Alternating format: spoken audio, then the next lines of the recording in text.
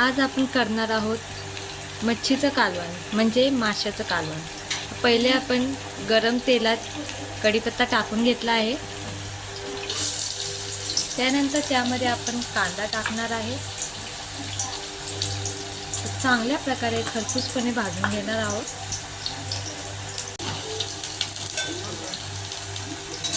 यामध्ये आपण मसाला टाकला आहे। हा मसाला आपण घरात तयार केलेला आहे।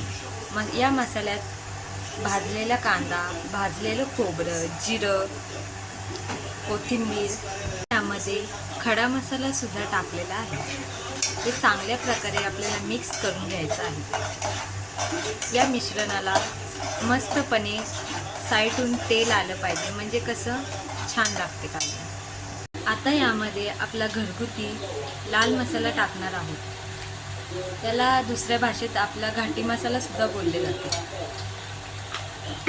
आता हे जे मिश्रण आहे ते सगळे आपण मिक्स करून घेणार आहोत चांगल्या प्रकारे।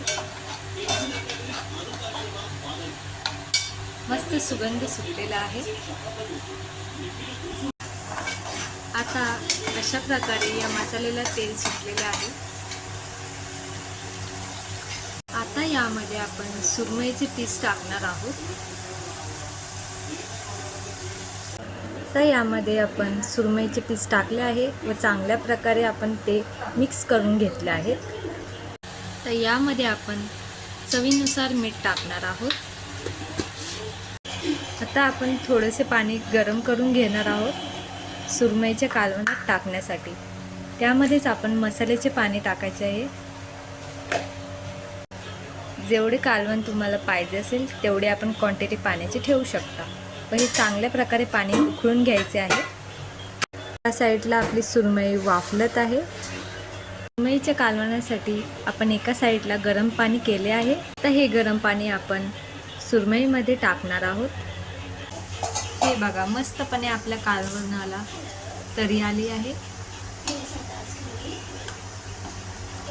व ते मिश्रण आपले कालवण मिक्स करून घ्यायचे आहे। हे बघा, मस्तपणे आपल्या कालवणाला तरी आली आहे। त्यामध्ये कोथिंबीर टाकली आहे। हे पहा, आपलं सुरमईचं कालवण तयार आहे। आता हे आपण एका प्लेटमध्ये सर्व करून घेऊ।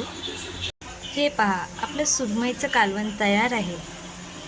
ही रेसिपी जर तुम्हाला आवडली असेल तर या व्हिडिओला लाईक करा, शेअर करा आणि आपल्या चॅनलला सबस्क्राईब करा।